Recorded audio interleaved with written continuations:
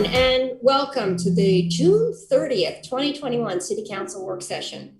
Thank you for joining us in this remote meeting format we are still using in response to Governor Brown's Stay Home, Save Lives order. This format enables the City Council to meet and take care of business while keeping everyone safe.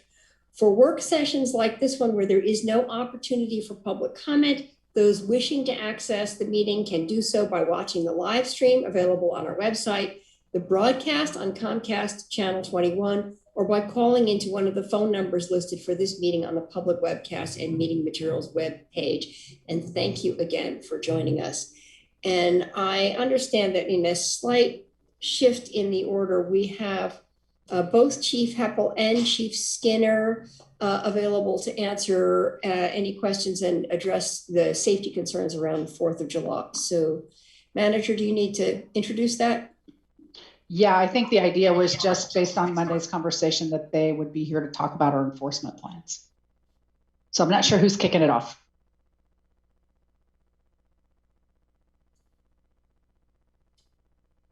I guess I'll go ahead and kick it off for you, sir. Mayor and Council, good afternoon.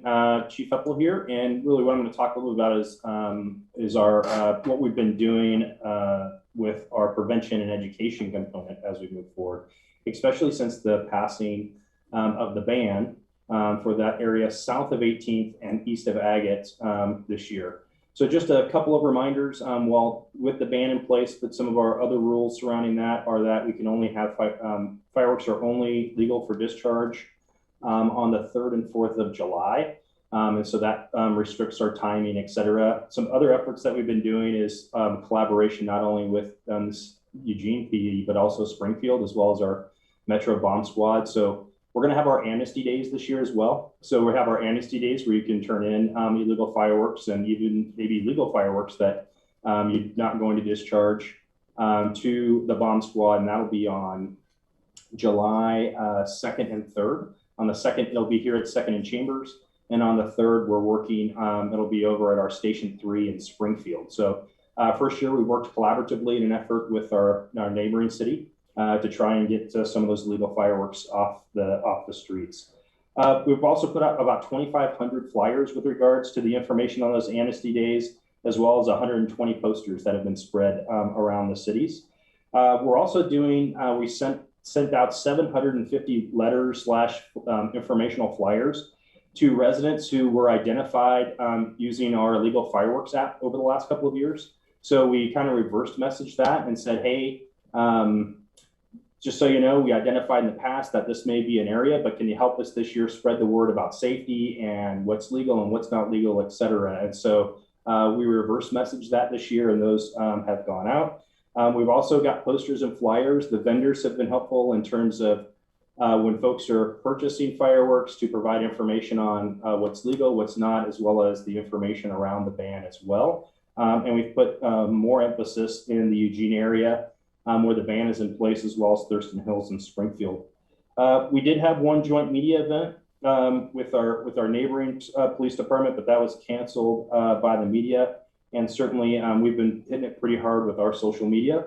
In terms of the local outlets, I'd say every other day there is something being broadcasted on KEZI or KVAL, et cetera, by one of 3 or 4 entities, whether it's Eugene PD, Eugene Springfield Fire, Keep Oregon Green, or the Office of State Fire Marshal. That information has been going out on an almost daily basis. We also had a public information event at the Emerald game on Saturday night. And then also we've got postings with Jerry's Home Improvement. So that's really, we've been hitting it pretty hard from that perspective, and not just in the South Hills, but across Eugene, as well as our area of responsibility for Eugene Springfield Fire. Some other components with the nights of the 3rd and the 4th. So we'll have, we're working right now to have a couple of folks out on patrol, if you will, in the band area. As a reminder, we as the fire department don't have enforcement authority, but we certainly have strong education and reminder authority. And so that's what we'll be doing if we see some of that out there. And then, of course, we'll have a fire investigator who will be on standby. So if we have any firework related calls or potentially firework related calls with fire starts, et cetera, those will be investigated. So that's our game plan right now, since the ban has been imposed and moving up through the 4th of July.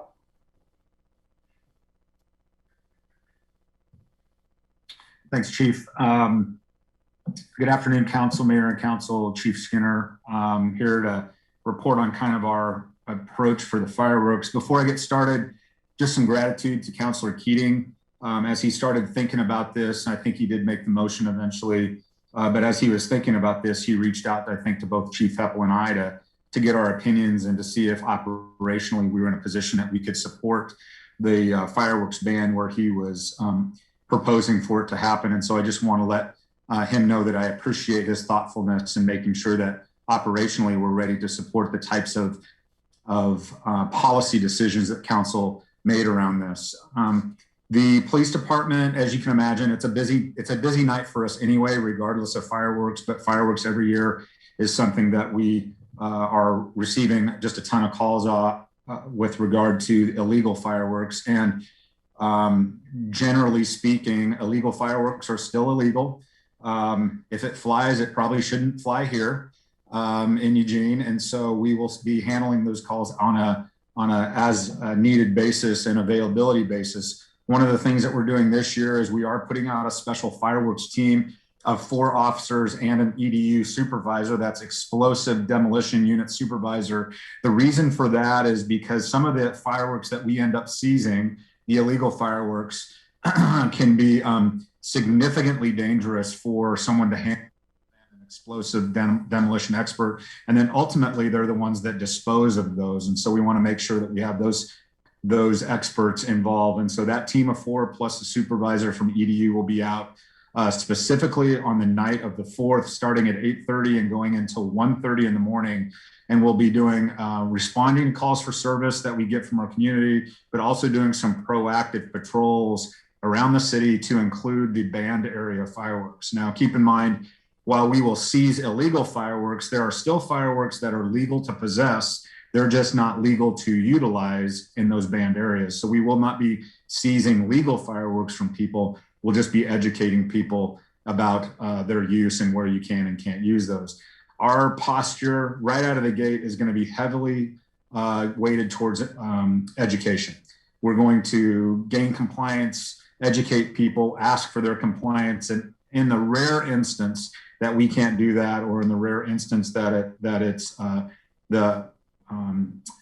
the use is so egregious that it warrants a citation, then we'll use our enforcement powers to do that. But I largely expect this team to be engaged in a lot of education throughout the July 4th night to include the banned area for fireworks. So we have an entire operations plan set around this and a communications plan. The rest of our patrol teams know that we'll be out there. This team will be the first responders to these firework complaints, so we can leave the rest of our resources available to the rest of the city to deal with all of the other things that they respond to on a July 4th night. And so we're hoping to be able to see a little bit quieter and calmer July 4th, but important to get the word out that we do have a special contingent of officers that will be addressing these fireworks complaints. Happy to answer any questions that you may have for either Chief Heppel or I. Thank you so much, both of you. That is very reassuring and helpful to know. I have 4 counselors lined up, and I'm just going to caution the counselors. We have 2, important items on the agenda. So brevity would be helpful so that we can get on to the other items. So Counselor Keating, Matt, and then Claire. Thanks, Mayor, and thank you, Chief. Chief Skinner, Chief Heppel, I appreciate the partnership and the ability for the departments to lean in regards to prevention and education, especially. I have a question. I believe Chief Heppel mentioned that vendors have been helpful. That's great to hear. There's one vendor in particular in the banned area south of 18th on 30th and Hilliard, and I just want some specificity, if you can, Chief, about how they've been helpful. Is there any communication, any written communication that they're sharing with the community when fireworks are purchased in the prohibited area? Is there the communication coming from Eugene Springfield Fire And is there anything in the short days before the 4th of July that local neighbors can do to be helpful? In particular, our neighborhood association expressed a willingness to even stand out there and distribute flyers if need be. So yes, so if you remember, the representative for TNT actually volunteered and said, we'll be happy to distribute information at our sites and our flyers, et cetera. My understanding was they've been very cooperative with the office, with our fire marshal folks, as well as the taking those flyers, happy to pass them out, et cetera. So that's the positive news that I've heard back from that. In terms of preparation for it, there's plenty of information out there as to how to prepare for the proper utilization of fireworks if you choose to use that. And so from a community perspective, I would heed those things. So if you're a community member that's out there and folks are using fireworks, be a participant member in our education campaign to help prevent the inadvertent ignition secondary to a firework discharge. That would be certainly helpful. Good. Thanks, Chief. And a quick follow-up, and kudos to Councilor Syrett for mentioning the app when we last gathered on Monday, and you alluded to the app as well. I've downloaded the application, Eugene Fireworks Alert, I believe is the name. Does that go to Eugene Springfield Fire? Does it go to Eugene Police Department? How are the complaints on the app tracked? So historically, they go to our code enforcement folks. They have the authority to deal and manage those because we're not receiving those real time. So we deal with that on the backside, and we send letters of, hey, just so you know, you're aware, et cetera.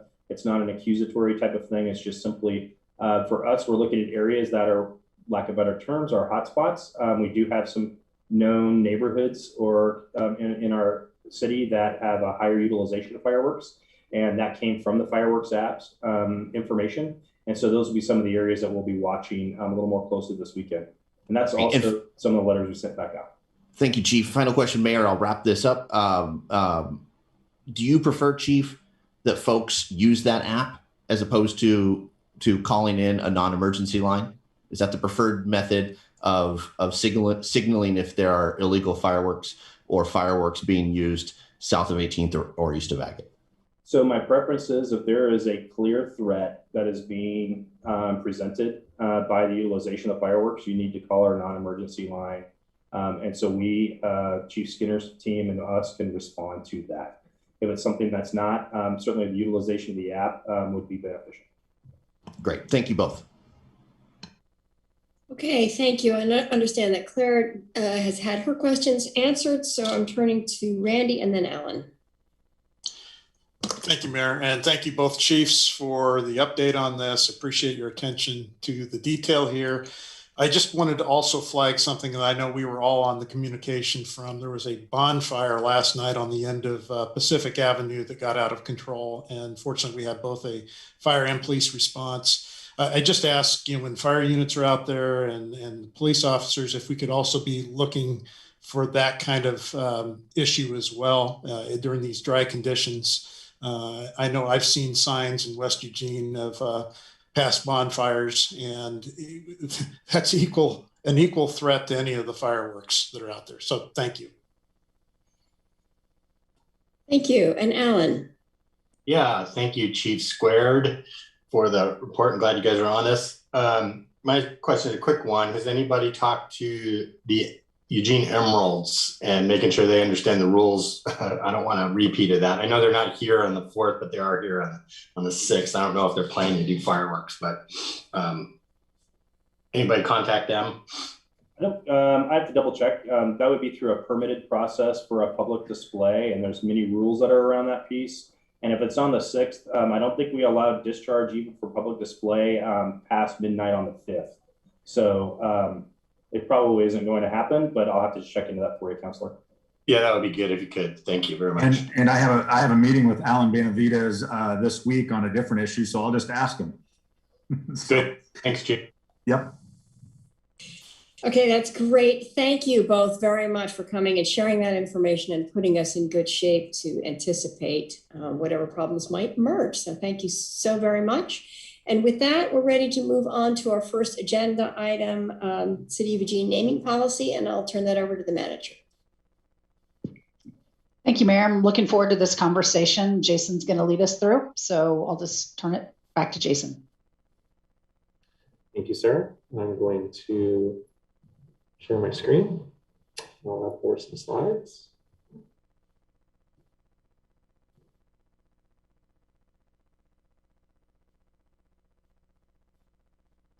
That looking good for everyone? Yes, great. Yes. Okay. Good afternoon, Mayor and Council. My name is Jason Dedrick, Policy Analyst in the City Manager's Office, here today to provide you with an update on work related to our naming policy. This will be an update on related efforts. We aren't necessarily working on the naming policy per se, but what you'll find through the presentation is there are a host of concurrent efforts going on at the city that will greatly inform any potential changes to the naming policy. So the goal of this time today is really just to bring you up to speed on those efforts. So I'll quickly review the policy just as a refresher for you. That the city's naming policy reviews some of your previous discussions on this topic. You had asked that staff provide some updates on what other jurisdictions are up to regarding naming policies, so we'll report on that. And then also spend some time talking about those other concurrent efforts that I mentioned. So I want to bring us all the way back to when we talk about the naming policy, there's an intent statement in that policy. And this is that statement of intent to guide the naming of city facilities in an objective and consistent way, to select names that are suitable to the property, that are respectful of the history or the site, useful for the public in locating, and then draw your attention to the end of this and reflect prevailing or emerging community culture. And with all of the discussions that we've been having both locally and nationally over the last 18 months and various impacts and relationships to things like naming and honoring history and individuals, culture and context, I think we'd argue that we are in a period of emerging community culture. And what you will find is that some of these parallel efforts that we have currently going on in the city will help to inform what that emerging community culture is. So good news is we've got some work that will probably really help us to get to a naming policy that reflects that emerging community culture, or if not emerging culture, at least emerging awareness of who we are as a community. So a quick overview of the policy: developed in 2010, it was amended in 2018 with some relatively minor amendments that you made. It is an umbrella policy that sits over top of 3 existing policies that guide naming on park lands. Also naming opportunities at the library, and then as well the process for how streets are named, which is through either Lane Council of Governments or our city code.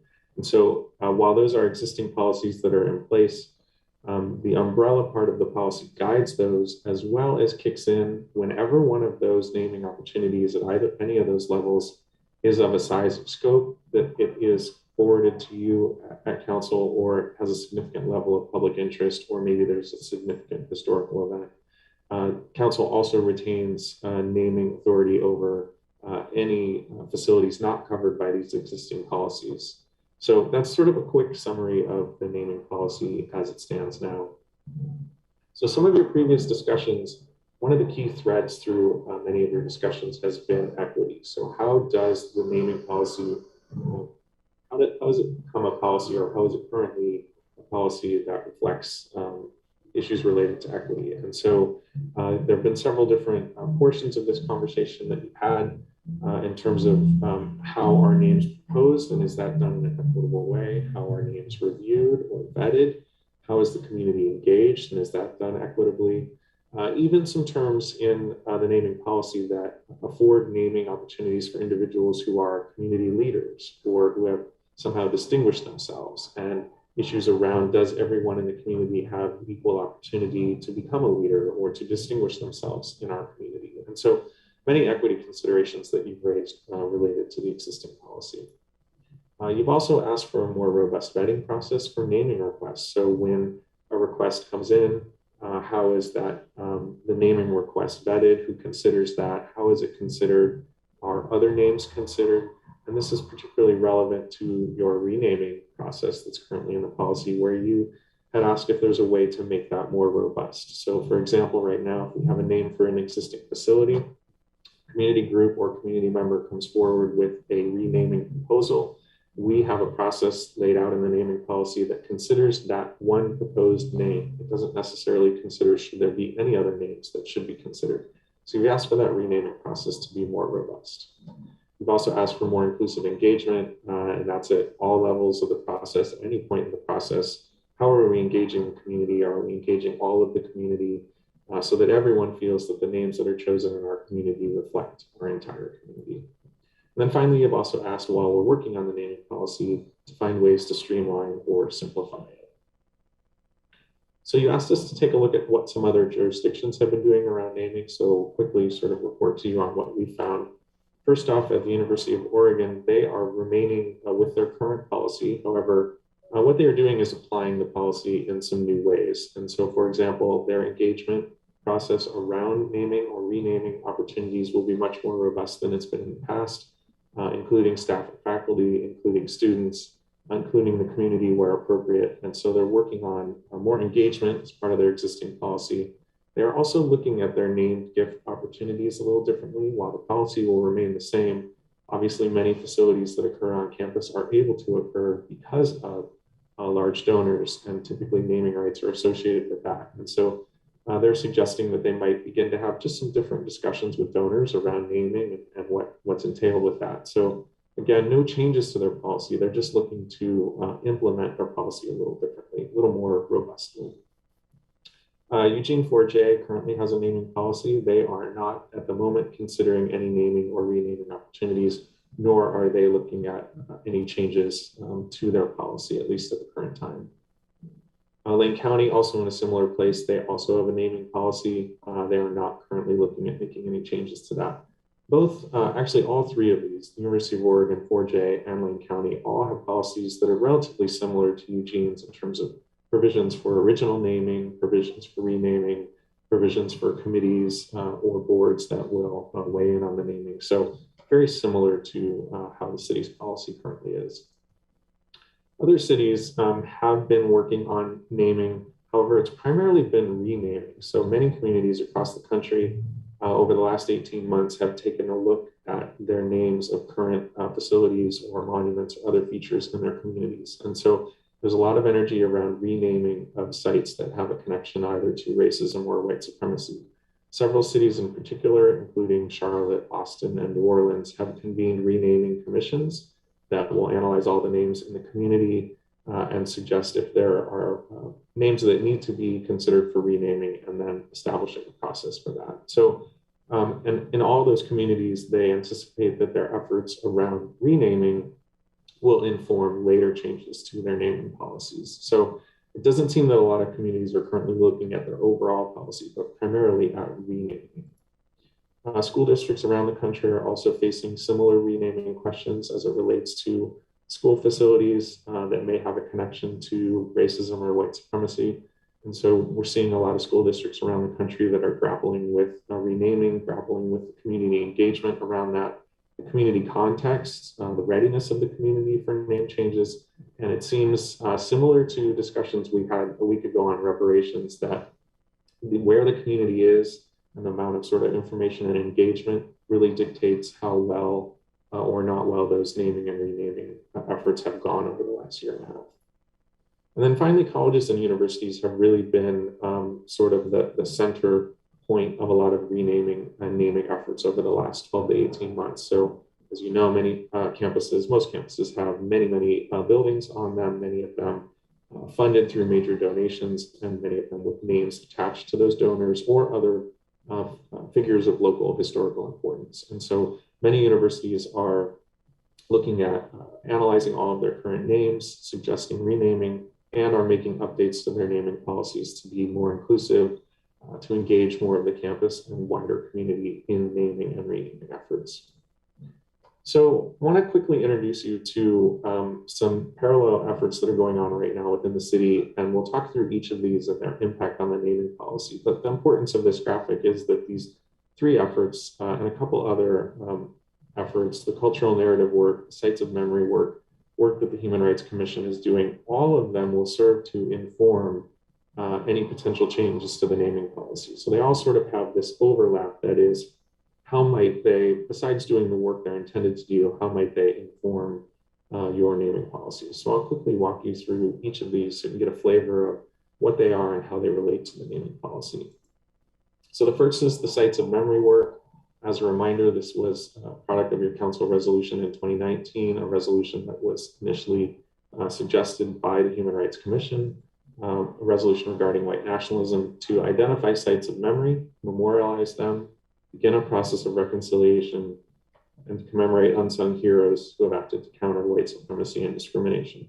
The importance of this work as it relates to the naming process is that engaging the community around these sites, learning the stories, learning the history, really helps to inform how names came to be, how names may need to be changed, what names might need to be reflected going forward, what parts of our community don't see themselves reflected in the names that are out there. So the engagement and storytelling process and research process that will go into this work around sites of memory will have a direct impact on the naming policy in terms of suggesting how we may be able to change that policy to reflect the information that we learned in this sites of memory work. Also related to this, the Human Rights Commission picked up their own work plan item related to that resolution, and that item was to conduct research and engage the community around current names that might honor or glorify white supremacy. And so that work is to review all those names, prepare a report around sites that might need to be considered for renaming or considered for removal or replacement. And so similar to the sites of memory work, this work looks at it sort of from the other angle of what sites do we need to rename. Again, the community engagement, storytelling that happens around this, the learning about the history of names and sort of the history of our community and what goes into a name and how to choose names could greatly impact any potential changes to the naming policy. It also has a connection to the final piece that I'll talk about, which is cultural narrative work that is currently going on. And this is being led by our Cultural Services Division. And this is about cultural expression in public places. And their work is to create a cultural map and narrative of downtown. You may have heard this referred to as the felt hat work. And so really this is around identifying sites of cultural and historical significance downtown with the possibility that in the future that scope may extend beyond downtown. And so the importance of this work, again, storytelling, learning how we express culture in these public spaces really gets at how we honor our community, how we honor our diverse culture and cultural experiences, and what that means for what's going on in those spaces, and may even what it means for the names of those spaces. And so again, this cultural narrative work you can see has a direct connection or could directly inform work that is done on the naming policy. So this work is currently in progress. And the intention is to create a staff team that bridges the cultural narrative and the sites of memory work. This team will work to make sure that these two efforts are talking to each other. And more importantly, that with all of the engagement that is going on around this work, to make sure that this isn't one-off engagement, but rather that it looks seamless to the community and hopefully will be seamless, so that we're not approaching the same communities of interest, the same individuals over and over, asking them to share their stories, asking them to share their views, and really bringing it together in a way where it is more seamless. And so there are a couple other current efforts that I'll mention that have sort of an indirect relationship to the naming policy.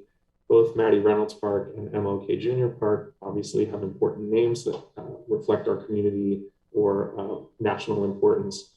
However, those are just names. And as we talked about with the reparations work last week, there's much more to reparative justice than naming. And so in both of these parks, our park staff are currently in a process around engaging the community, around storytelling in these spaces. What we do in these spaces and the stories that we tell and the art and culture that may be there, or programming that occurs there, is just as important as the name in terms of reflecting the importance of these spaces and the names that were chosen. So the engagement around this could inform future naming efforts as well.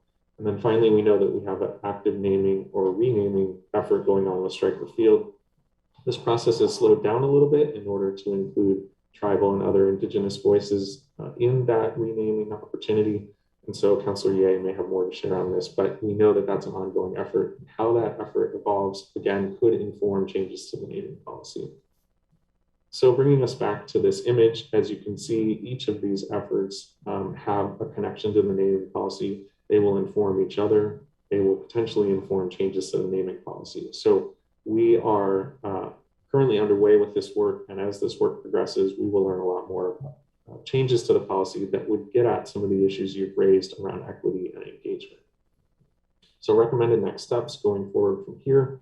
As I mentioned, we have that project coordination, bringing those efforts together. That includes inventorying all of the existing work, bringing the stories, the narrative, the engagement that happens all together in one place so that it's seamless, and that coordination can then inform the naming policy. We also, as you know, you have an existing policy, and there may be naming or renaming opportunities that come up in this interim period while we're awaiting the results from this other work. And so one of the most important things that you may have at your disposal as part of that policy is the ability to create an ad hoc naming committee at any point in time. And so that committee could then design a process, ensure equitable engagement, ensure equity throughout the naming and renaming process for whatever may come up. So just a reminder that you do have that at your disposal to stand up a sort of a one-time naming committee if anything needs to happen here in this interim period. And then also thinking about, are there other opportunities related to naming? So naming is simply one tool to honor civic contributions. It's a very common one, but it's just one. And so there may be a discussion to be had about, are there other ways to recognize individuals with important civic contributions that aren't around naming facilities, but maybe memorializing them in some other way? And we anticipate an update likely later this year on the combined project work that's happening on all of these efforts, as well as bringing to you updates from the work that the Human Rights Commission is doing as well.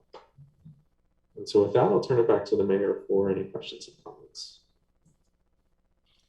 Thank you very much. It's very helpful, I think, in some ways. We're keeping track of all those overlapping processes, which were not necessarily in our minds. So I really appreciate that update. And it looks like Claire has a comment already, so I'll turn it over to you, Claire. Thank you, Mayor.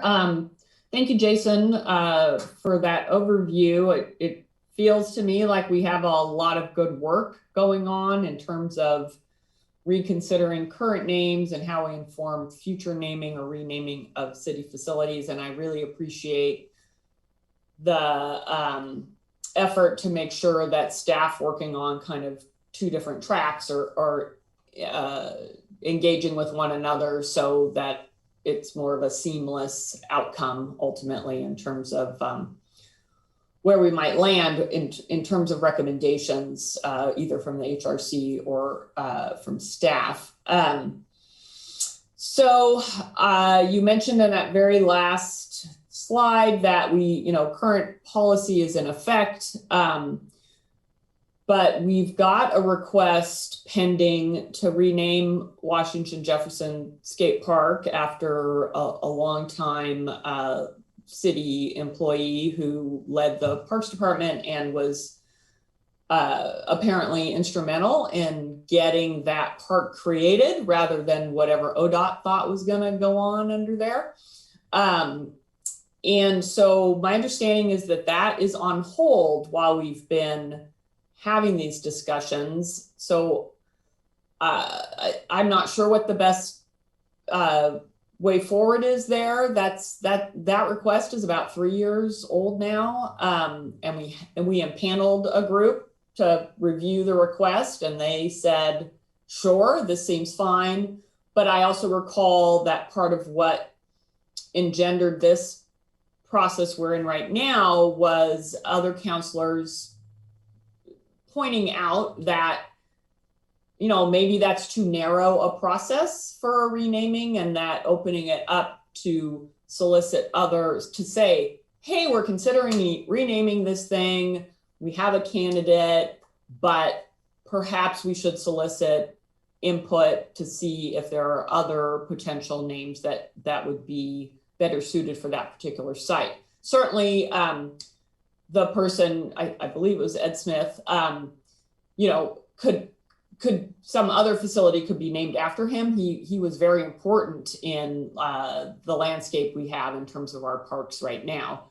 So I'm not necessarily suggesting a particular approach. I'm just kind of raising that dynamic. I don't know what the right way is to go in terms of, do we just complete that process or do we keep it on hold while we create this other one? I'm a little bit on one hand and the other hand about it.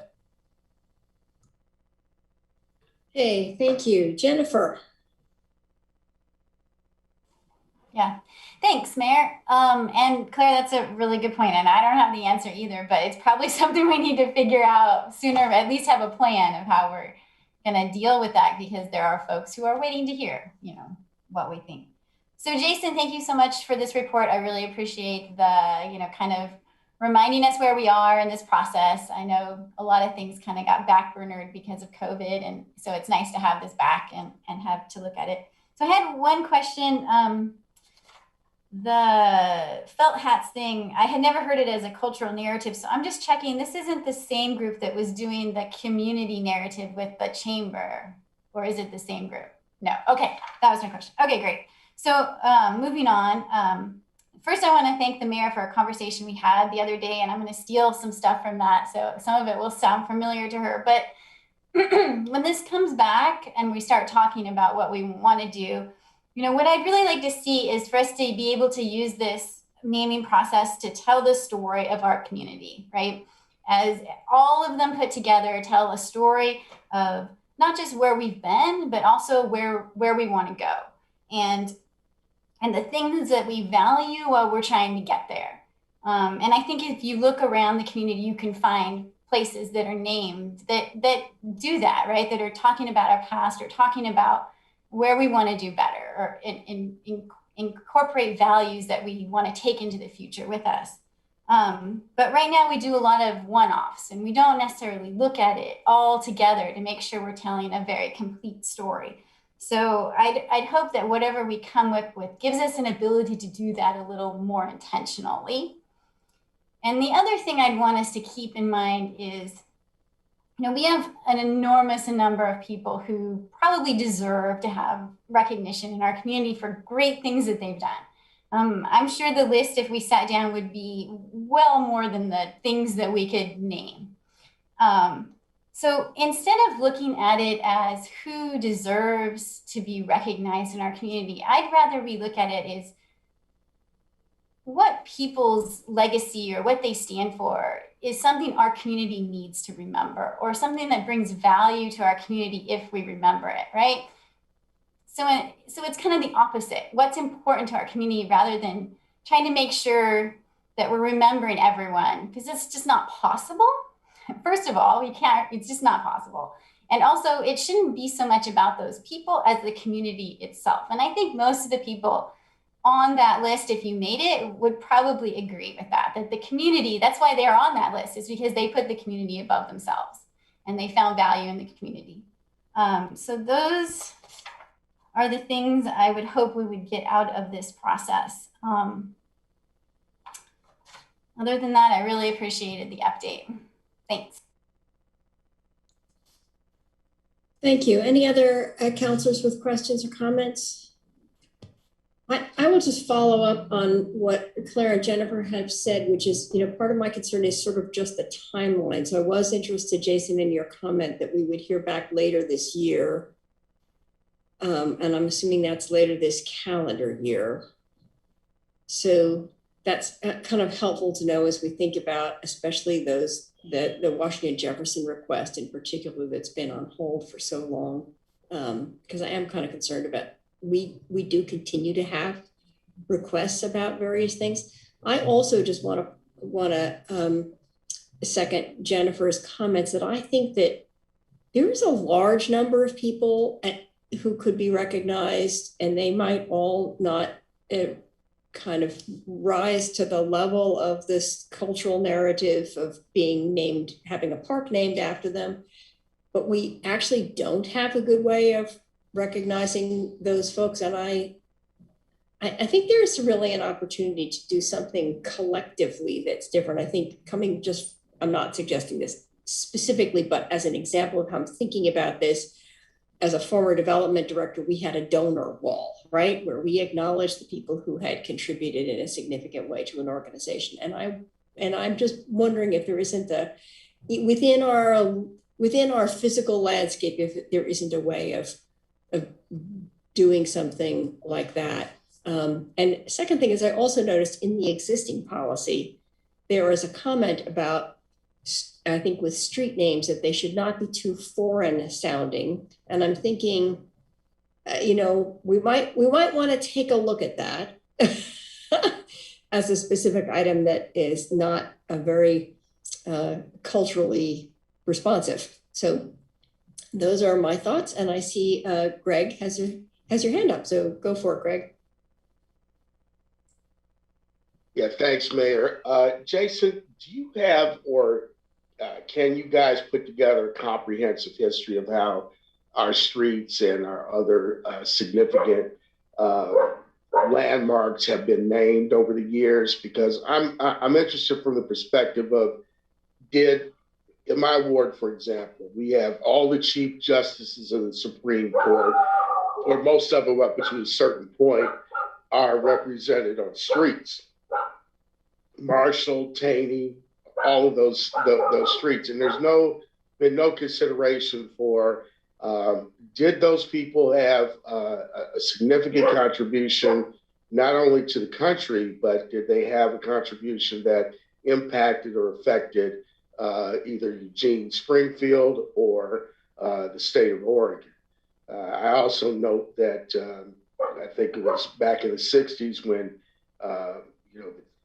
Fort J School District was building new buildings, and particularly at Churchill High School, that I'm not sure how that happened. That's really not in our area, but I point out that Winston Churchill was not the nicest guy, shall we say, when it came to minority subjects that the British had colonized. And his only connection to America was that his mother was American. I'm not suggesting you change the name of the school. It's already in stone, so to speak. But to look at, the people we have named and monuments and things after, and their total contribution, or did they do something that, severely impacted in a negative way our community and our society? So I think that that's part of the balance that we're trying to affect. Just like the U of O had the controversy over Dunn Hall and Dede and all of that. The deal was just to clean up those images and to make it a more welcoming campus and community at the U of O. And so I think that we need to think deeper about criteria for either changing names or putting names out there for new streets or new facilities, and looking at what we've done with facilities that are currently in play right now, so they're being utilized. So that's kind of what I'd like to see. If you come back with some of that history, I would appreciate that. Stretching back a little ways. And I think some of that work that the Human Rights Commission is going to do and looking at names that have a connection to racism, white nationalism, that white supremacy, that your comments, I think, will really help inform the work that they're going to do. That's clearly just a small section of looking at all of the names in the city. And so clearly that would be, it could be a significant effort to sort of look at, the names of all streets, for example. And, a lot of those streets are named sort of by the property owner through the platting process when those areas were originally developed, or some areas like out in Bethel were prior to even being part of the city. So I think it's, there's potentially a lot of work there, but I think the work that the HRC is going to do will really help to get us a sense for what the magnitude of that work might look like. I mean, the significance in terms of convenience, and people name stuff just because it's convenient to name it. So that's kind of where I'm getting at with both President Streets as well as Supreme Court Justice Streets. Hey, thank you. And Matt. Yes, I would welcome an RBG Parkway, Councilor Evans. That'd be cool. Mayor, I love your comment about like I thought about a wall of fame, and I don't think we have something like that here in our community. And it reminded me of the steps of success at Lane Community College that similarly recognizes folks who've had an impact and whose footprints have had an impact on the institution. And I think there's a real opportunity with our riverfront development. just to be perfectly clear, I've been in communication with several residents, and I hope she's not listening because I kind of want it to be a surprise. But recognizing the impact that former Mayor Kitty Piercy has had on our community, and in particular at that riverfront development. Perhaps it's a honorable Kitty Piercy public plaza that similarly recognizes the multitude of folks whose footprints have had an impact on our community. And I don't know if the current process or if this proposed future process allows for that pathway to be smooth, but I would hope that folks like Mayor Piercy, I hope that those suggestions would be a slam dunk, either in whatever process that we use. Okay, thank you. Well, there's more to follow on this, so we look forward to the update on the ongoing work. And with that, if there are no other questions, I think we're ready to move on to our next item on the agenda. Thank you very much, Jason. It's very helpful and it's a very encouraging and interesting process. So, Manager, I guess I'll turn it over to you for introduce the next item. Yes, thank you. I'm joined by Ethan Nelson, our Intergovernmental Relations Manager, and he's going to walk us through this. Great. Thanks, Sarah. Good afternoon, everyone. Sarah said Intergovernmental Relations Manager Ethan Nelson here. And I'm also joined by Tess Milio and Zach Reeves from CFM Advocates, who are our Salem consultants. And also Councilor Syrett will be coming in and batting cleanup, as it were, on this item as we get on into IGR committee and next steps. So what I'm going to do is just share screen real quick. We will do, there we go. So just to give you an overview really briefly, kind of get on into just update on the process and what we did for session prep this year.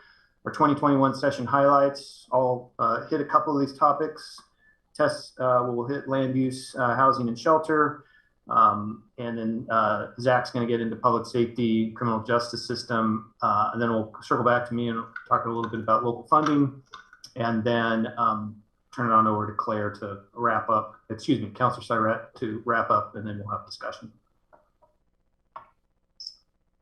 So as many of you know, through the process that we had, the 2021 session ran from January 21st and into just sine die was this last Saturday, June 26th.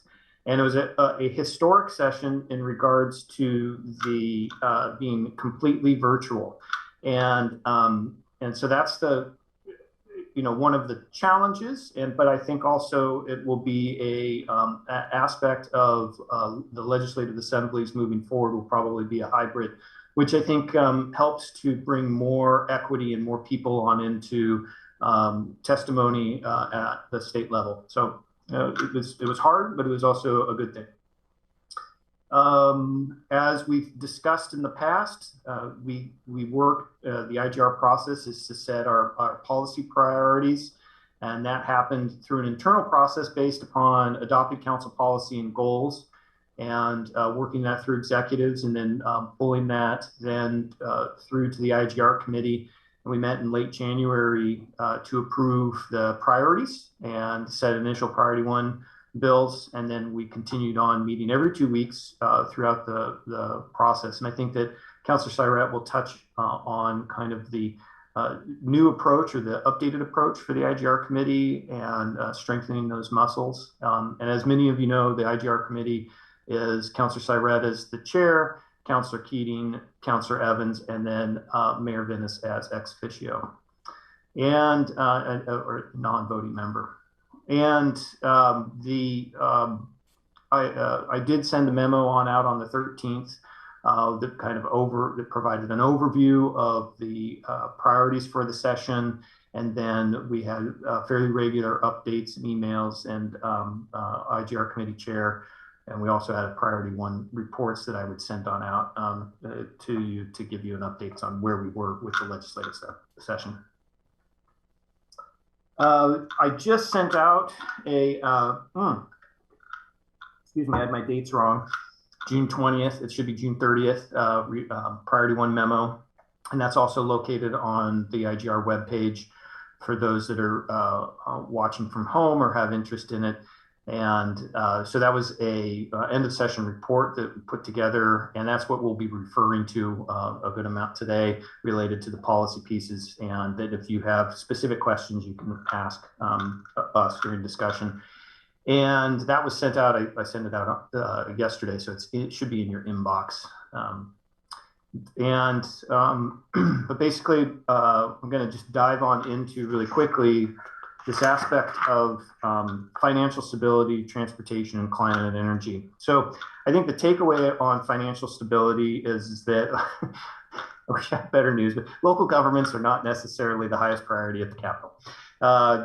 We got a lot of support from our legislative assembly and legislators related to one-time funding, yet while we didn't really make a lot of headway on long-term systemic revenue changes. And so things like property tax reform.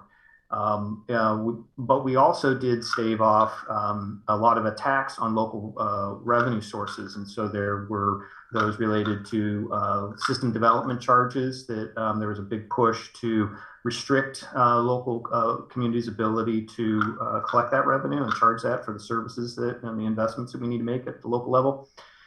We also had a push related to marijuana taxes to impact both provide a little bit more support for an increase, but then also put kind of an earmark on that and restrict how the use of those funds at the local level. And almost every year there's a effort related to right-of-way management and authority that we are constantly on guard for. So that's kind of where we are. There wasn't a whole lot of work, I think mostly because there was a lot of funding that came through the American Rescue Plan Act, ARPA, which Harris referenced throughout this presentation, as well as even though we had a global pandemic, the revenue forecasts were exceedingly strong at the state level. And so the legislature had a good sense of that they had money to work with and invest in a number of different programs. On the transportation front, we gained the authority to set local speed zone methodology and limits, speed limits, and working with ODOT. And so that's a process that our public works engineering teams, Matt Rodriguez, our public works director, and a number of individuals, including Rob Interfeld, have been spending a lot of time on over the past couple of years to work directly with ODOT and then now with the legislature to provide that authority at the local level. And that really tees on into Council's adopted Vision Zero program and allows us to start to really try to bring more safety into the streets here in Eugene. We also had the opportunity for some expansion of some photo radar, and that's something that we'll come back to in successive sessions related to that policy. On the climate and environment front, there was an electric vehicle parking requirement that was passed, which is a good thing. It aligns with our climate action plan. There was a renewable energy mandate that was passed, and that's really for investor-owned utilities, not a community-owned or municipal utility, which is such as UWEB. But there was also some benefits out of that related to a climate grant program that we'll be following up on. And there was also a very transformational modernization of the state recycling program, which staff in the waste prevention program, Michael Wist, really engaged with our partners across the state to get that legislation passed and informed what Eugene's situation is. So in terms of, I'll just turn it on over to Tess right now, and she's going to talk a little bit about land use and housing and shelter, and then we'll kind of go from there. And I'm going to stop the search so that you can actually see Tess on the screen. Okay. Or Tess. Thanks, Ethan. Hi, everyone. Mayor, councilors, so good to see you. Thank you for having us here today. Tess Milio with CFM Advocates. So I'm just going to touch briefly on the housing and land use policy, section. This was an interesting session, obviously being remote, and they had not limited the number of bills that could be introduced. So we saw legislators come forward with many ideas for altering land use and the housing system, especially with the goals of increasing density, making it easier to site affordable housing and shelters, and making improvement to help the houseless community. And likely because of the pandemic, we didn't know about several of these policy proposals before they were introduced publicly. So that gave us a very short time frame to respond and react and provide input. And we did see that some of them limited local control or circumvented our land use process. So we did have to outright oppose some of those and stop some of those bills. But in many cases, we aligned on policy outcomes, and Eugene was able to, ensure and help provide input so that they were implementable and made sense on the ground. And so I think we're feeling really good about the way that the bills came out and the ones that ultimately passed because we were able to, especially with the help of Alyssa Hansen and Lauren Summers, who I know LOC leaned on heavily for language input. We got a lot of that amended into the bill. And then Zach, Ethan, and I, were bolstering LOC's advocacy efforts to build support and make sure that Eugene's delegation was aware of everything we were working on and of our positions. Ethan touched on the SEC piece. That was, one of the bills I was just going to talk through as a example because it came from a work group, but it didn't go through the same work group process, and that the local government members really didn't like some of the pieces and the policy that was introduced. And so we had to, work together, coordinate with LOC, AOC, special districts, and others, and I think that Eugene, we all kind of played a pretty large role in that to try to make sure that our delegation was aware of our concerns, and we were able to ultimately early in session amend that bill so that it became a study to give legislators more information before they started reducing one of our critical financial tools, because this is how we cover, the costs of infrastructure and development. And that's not something that we could just reduce without a lot of conversation and a thoughtful approach. So we're going to probably have to, come back to some of these issues. But at least now we're feeling really good that we're going to have a study that's going to help show how important this is for us as well and lay the groundwork for better solutions. So yeah, I think overall we're pretty happy. And, there were also investments made that I know Ethan will talk about later. And then I'll just mention too that CFM is preparing a report as well, in addition to the one that Ethan has sent out, that's going to, detail the session and get into some of the specifics that specific policies that Eugene was interested in. And then kind of talk about next steps and interim work that we're going to be doing. So with that, I think I can just turn it over to Zach to talk about police issues. Thanks, Tess. And as Ethan mentioned, my name's Zach Reeves, also with CFM Advocates, working for the city. So I'm going to go through a few of the public safety related bills that passed or didn't pass in the most recent session. Following the murder of George Floyd last year, policing reform took on, obviously nationwide, both nationwide and in Oregon, a much greater importance and some urgency, a sense of urgency there to actually get something done. And so pretty immediately after the death of George Floyd, the Oregon legislature convened a work group, a committee to work through a whole host of policing reforms, and essentially threw everything at the wall they could think of and determined what would stick. And Chief Skinner, is in his part of his responsibilities as leadership of the Oregon Association of Chiefs of Police, was heavily involved in those conversations and was a really eloquent and reasonable voice on some sensitive issues that that he just did a great job of presenting to the legislature and having behind the scenes conversations in terms of really steering the conversation into things that are workable and can be done and would make sense from a policy perspective, and some of the more arduous policy proposals that just were not implementable by, by public safety. So they ended up with a series of about, I think, 9 bills, 9 policing reform bills, varying from a creations of databases for uses of physical force and for officer misconduct and for discipline,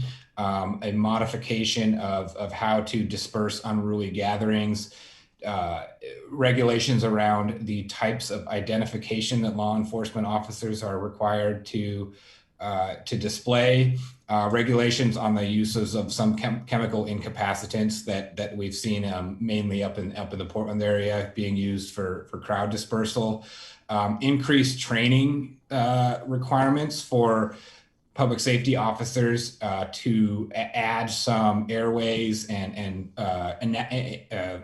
anatomical awareness courses to increase their ability to provide first aid should they need to be able to. In addition to those kind of heavily negotiated compromise bills that passed, we had some other kind of tangential bills that passed that were helped with the public safety issues. And I guess the biggest one was Senate Bill 554, which regulates the where folks can carry firearms. Public buildings are now a restricted area and are not, and that was something that the city, that was a priority 1 bill for the city to support, to be able to regulate the carrying of firearms in public buildings, whereas prior to this bill passing, those folks with concealed carry permits were able to carry in public buildings as long as they carried openly. Now, local jurisdictions have the ability to ban that carry if they so choose. Additionally, Senator James Manning was the sponsor of a bill to make it a hate crime to display a noose, and that was something that the city supported heavily, and that was an easy one to get behind, and something that we supported as well. So I think that just about covers it. If Ethan has anything else that he would like us to cover, we're happy to do so. If folks have questions, happy to answer them, but thanks for having us here today. Great. Thank you, Tess and Zach. And just kind of go back to our presentation here. And so next thing is just a real high level, and this is in your memo related to the funding that we received. So we're going to hold a press event tomorrow in Mayor with some of our legislators to talk through some of these investments in Eugene. And so there was, as you recall, our top funding priorities over the past 2 years have been shelter and completion of the Riverfront Park and Plaza. The amounts here are direct capital funding and also one-time funding from the American Recovery Plan, ARPA. Also, earlier in the session, as part of the current biennium budget reconciliation, $5 million was awarded for a shelter in Eugene, and that funding went to Lane County. And so we're continuing through negotiations on that. Kind of just being mindful of time, making sure that you all have plenty of time to chat with us and discuss. Here's other funding that came through to the Eugene area. And so as you can see, there was a lot of direct funding allocations for a wide variety of investments, including the upriver fire rehabilitation and restoration and recovery. And these are all in the memo that I sent on out. And so I'll give you a chance to be able to just kind of take a quick look at these, but then also for more in-depth information there's in the report. Additionally, this is the ARPA related funding. And so we received some direct funding related to shelter and a broadband project and a police negotiation vehicle, but then also the legislators in our region provided a large number of projects with critical funding. And so this is something we're looking forward to seeing implemented. And we'll be working with our partners across the community to really leverage those funds. And you'll have continued discussions around ARPA funding later this summer and fall. Now I'm going to turn it on over to Councilor Syrett to just give us a walkthrough on our IGR committee strategy. Thank you, Ethan. Thank you, Tess and Zach, for that great quick overview of what was a really hectic session, and really exciting to see that list of funding opportunities that were realized for our area. So I'll be very brief. I'm basically going to go over what is in your AIS, but the IGR decided to take some time with the end of the legislative session to think about how we want to use our time as a committee to be more effective and prepared for the special session, for things we know are going to come out, are very likely to come out of DC. Just being poised to take advantage of opportunities and do our work more wisely. And then we also identified, as we were working through this legislative session, areas that we wanted to do a little deeper dive as a committee. So those would be around shelter and homelessness response, affordable housing, opportunities to increase our supply of affordable housing, transportation and infrastructure, which would include expanding our broadband access throughout the city, climate and resiliency related to the impacts of climate change, and then looking for opportunities to weigh in around funding. So whether that's additional ARPA funds or future federal funding, and then the concerns, some of which were mentioned around possible implications of our ability to charge for right-of-way access, property tax reform at the state level, and our ability to tax locally, such as through our system development charges. And then we also wanted to spend some time looking at the IGR function itself. Councilor Keating, being new to council, took the opportunity to go and look what the charter says for the IGR, and noted that we weren't doing some of the things in the charter because of how processes have changed over the last several years. And so we want to align our work and our charter, which will probably mean making some tweaks to the charter. So that's part of what our work will entail as well.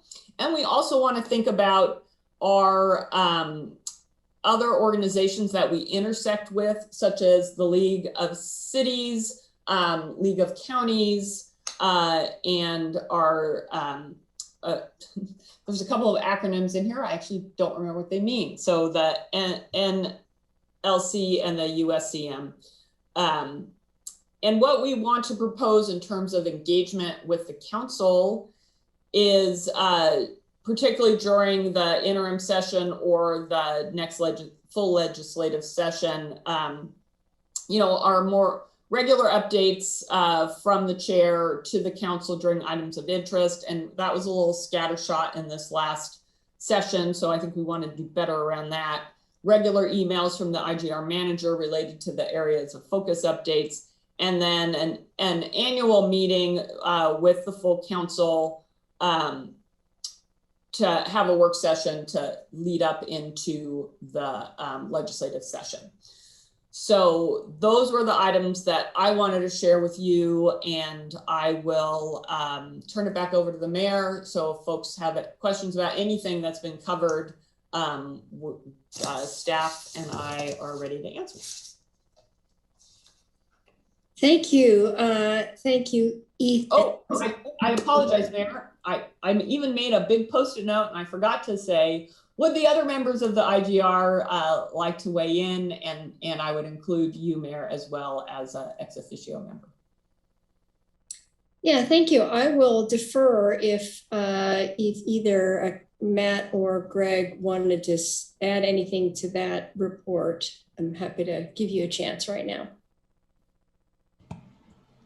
Thanks, Mayor. Just a praise and thank you to colleagues and to staff, and for the diligent work and the engaging work and and the forward-thinking work.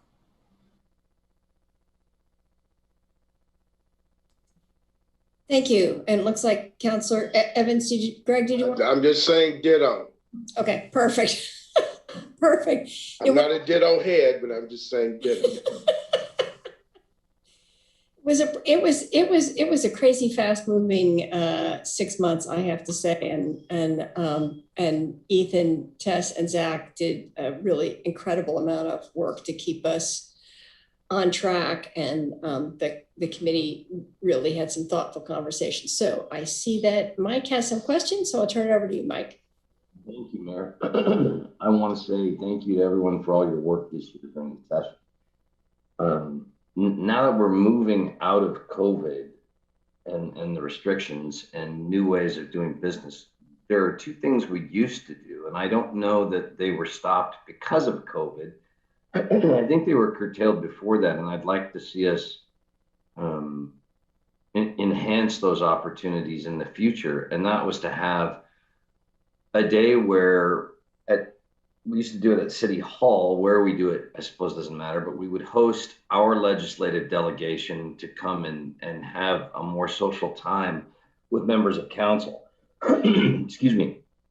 And it would give us an informal opportunity before session begins to talk with some legislators about their priorities and about some of the things that were important to us before they were there, as well as then City Day at the legislature during session, and having council be able to go up and visit with them there during some of the times when some of those issues are being discussed. I found those times really useful to know more about what the legislature was involved in, to have more access to the legislators and their work.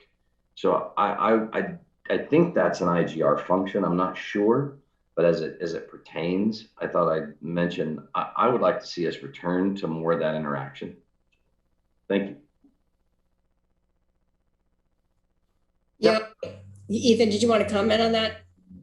Oh, just I think a lot of it was based on the pandemic, and we definitely want to build relationships with our local delegation, formal and informally. And then, I'd also add Councillor Clark onto that list as a United Front trip and the power at the federal level that we want to proceed. So I would say, yes, those are all things that we will have on our kind of strategic radar. Yeah, there's actually one member of our local delegation I've never even met yet. So I'd like to be able to have those opportunities. So thanks. Alan. Yeah, I'm going to be a little less complimentary. As a person that's gone, I think what we've gone from too much time being spent on IGR to way too little time spending on IGR at the council. And I think we need to figure out a happy medium more than what's being proposed here. I understand that the speed of things need to happen during the legislative session. But as a person that was on the IGR and then not on the IGR, I felt completely disconnected to the process from the process and the policies and the bills that were being discussed.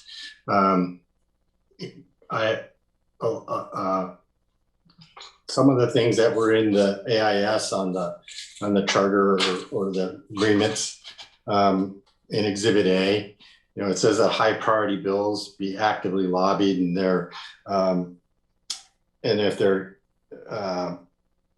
if there's significant impact or have a significant interest. I don't know how we impact that process.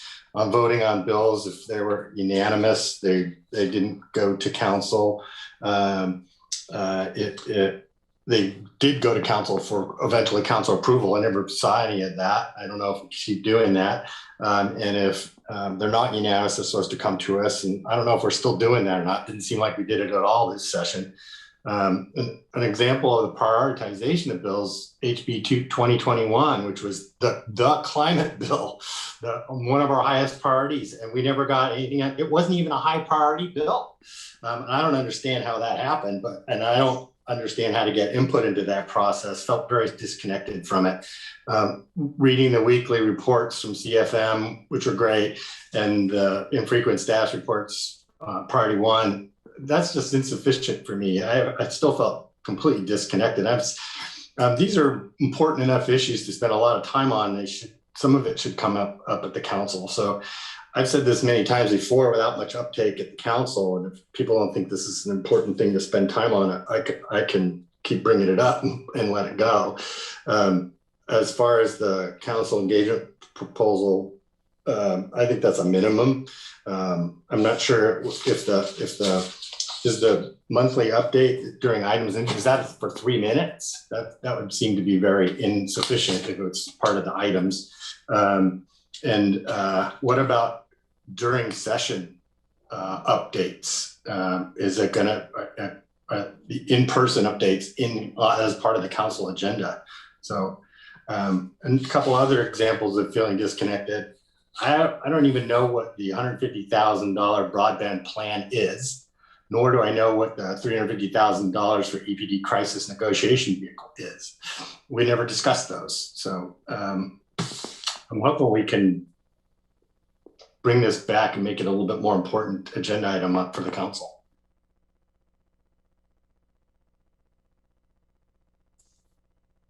Thank you. I don't know if Ethan, did you want to respond to any of that, or it's just, I think this is the challenge when it's such a robust session, is how to find that balance between bringing you enough information and not overloading the council agenda. So I think that's worthy of more conversation. Council, yes, Claire. Yeah, so yeah, Alan, we'll take your feedback and as a IGR committee and discuss, like, as the mayor's saying, what is the balance between,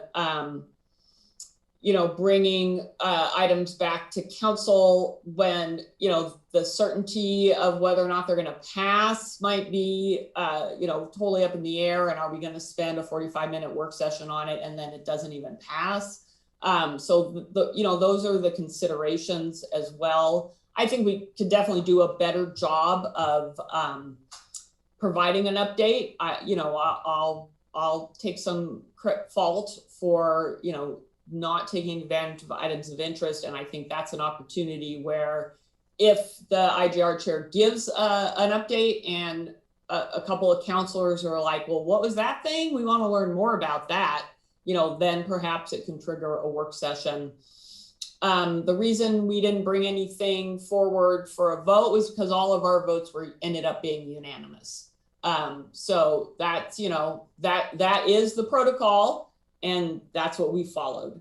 And then for the funding pieces, like asking about a crisis negotiation, so there was just a flurry of activity that involved not just the IGR, but, city staffs and state legislators saying, send us your list of things that you might want to have funded.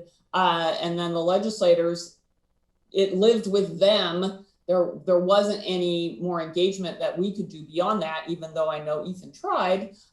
They were like, yeah, we have our lists. We're working them out. We'll let you know what we decide. So that was a very unusual process with the American Rescue Plan Act funds. So that's why things have popped up that never got a chance to be discussed here because, Senator Manning decided that that's one of the things he wanted on his list, and that's why it came through. But we'll definitely think through further how we can do a more robust update for you all, and the mayor will be part of that conversation, and we'll figure something out. Thank you. And now we have a lineup. So Randy, and then I'll give second rounds to Mike and Ellen. Thank you, Mayor. And thank you, Ethan and Claire and everybody for the presentation, Tess, Zach. I didn't really know have anything to compare this to this time around.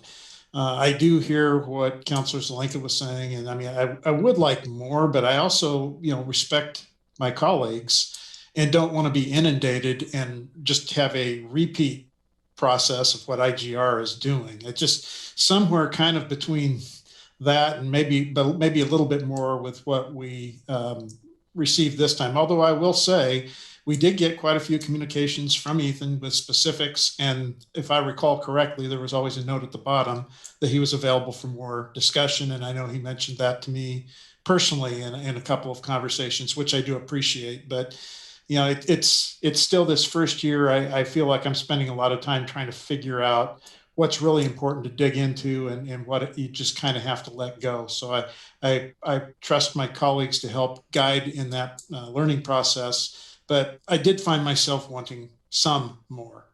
Thank you. Thank you. Mike and then Alan. Thank you, Mayor. I with the exception of boards and commissions the other day, I can't remember the last 4-4 vote of the council.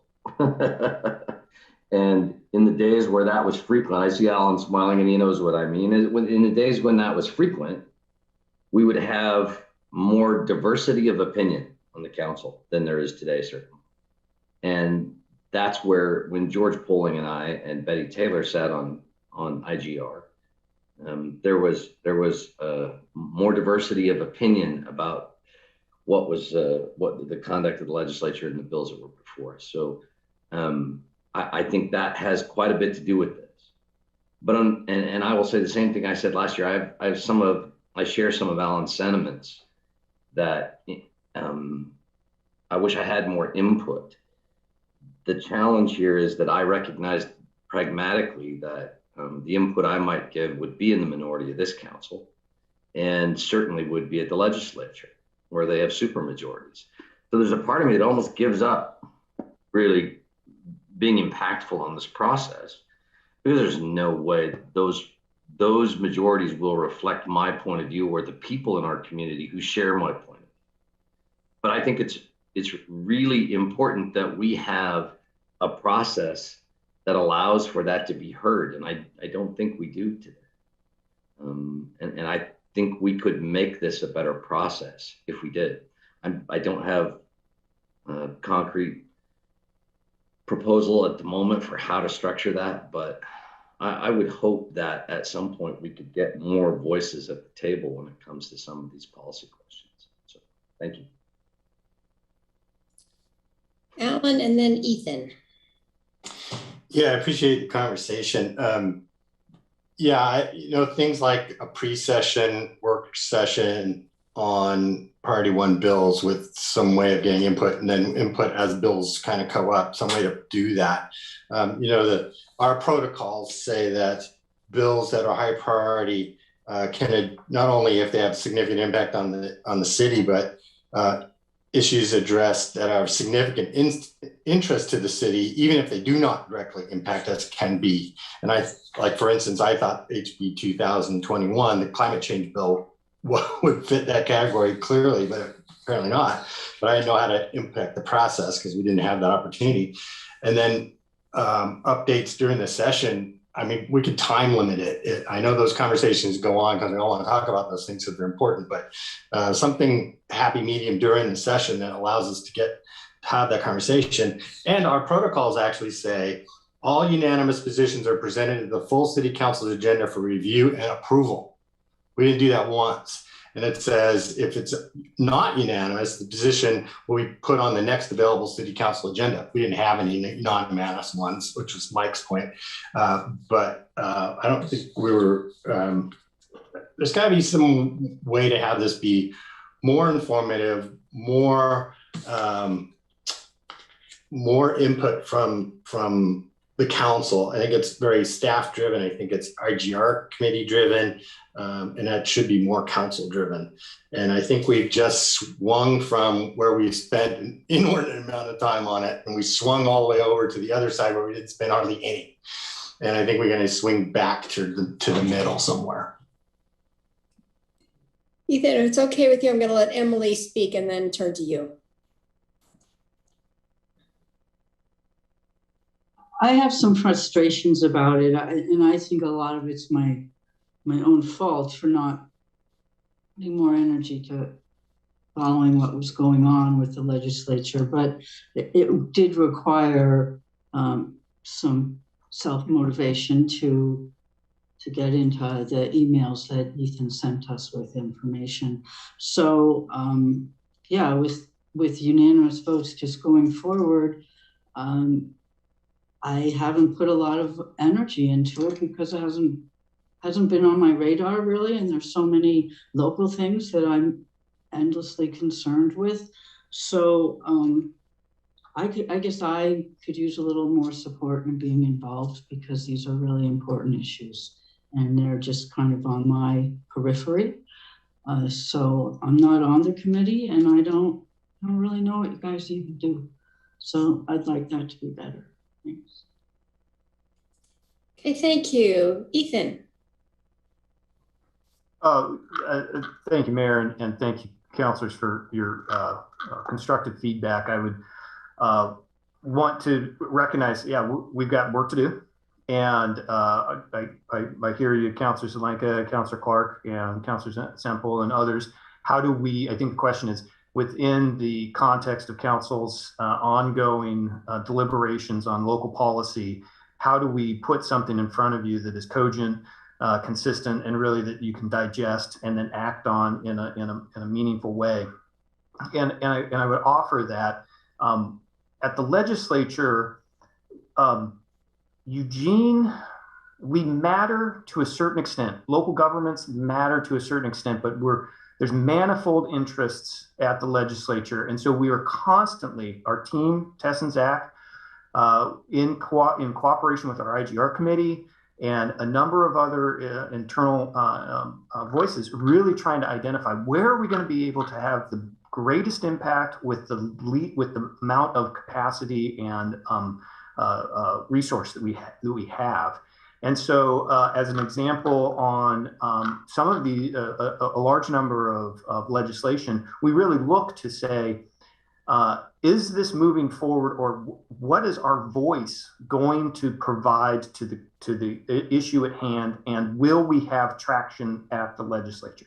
And that's it's a fickle thing. One of the items that you'll see is that we received $2 million from the legislature for Eugene Springfield Fire apprenticeships.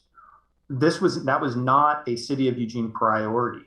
We didn't see that until the Christmas tree bill, which is the end of session bill, where legislators just stuck that in. There's a certain amount of kind of behind the scenes work that legislators do.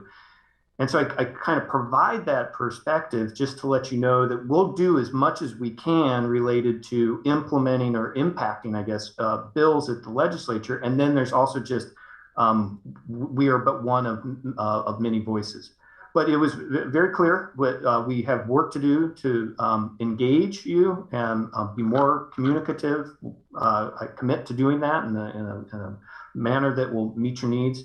And I think also one of the things that we really want to do, and Councilor Syrett touched on this, and Councilor Keating had brought it on up earlier in our committee meetings, is that there needs to be a consistency. And just as a clarity, it's not a city charter thing. It is the kind of the operating agreements, the charter for the IGR committee that we will be working on to address these concerns and make sure that we're consistent in our practice with what is in the policy, so that your expectations are clear of us and we are able to meet those. So we hear you and we're going to work on that. Claire. Yeah, thanks, Ethan. And yeah, I agree. And I misspoke when I said charter, I meant operating agreements. I did want to circle back. I was not aware what Councilor Clark mentioned about the social events and also going up to the state legislature. I joined the IGR, the pandemic was going. So I love that idea and definitely think that we should do that, whether it's a function of the IGR or some other part of our city infrastructure. I think that's a really great opportunity. And we did, as an IGR, work to engage our local legislators on individual bills and issues, and tried to help them understand the import to the city of Eugene beyond what our great lobbyists were doing virtually. So yeah, we will make sure that we're following the requirements to present information to council on votes that are taken. We didn't have a ton of things we ended up voting on, but and that could be, you know, part of a meeting packet that could be pulled for further discussion. You know, there's a number of different ways we can make sure to do that. That's mindful of council's time and other important work that we've got on our plate. So thanks everyone for your input and suggestions. Yeah, thank you. It's a good conversation because it's easy to just sort of move forward and not recognize where the system needs fixing. So helpful discussion. Thank you very much. Thank you very much, Ethan, for keeping us on track. Zach and Tess, it's great to see you. And so thank you. I believe that's our last item of business and we're right on time. So thank you all very much. We are adjourned. Have a good afternoon, everyone.